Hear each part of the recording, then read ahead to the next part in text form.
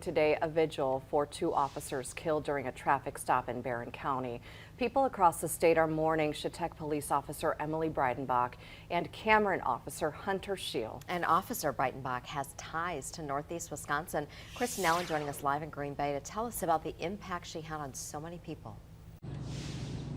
Good morning. She was connected right here in Green Bay. She was a graduate of UW Green Bay, where we are this morning. We also know that she worked at Cabela's for a period of time, and those who knew her describe her as having a heart of gold, and they say that her legacy will live on, especially in this area as well. She was also involved with a nonprofit organization called Courage Incorporated, which helps people with disabilities go on outdoor excursions. The founder and executive director of the organization says that he met Briedenbach in 2018. She helped get donations, grants, and equipment for their travels.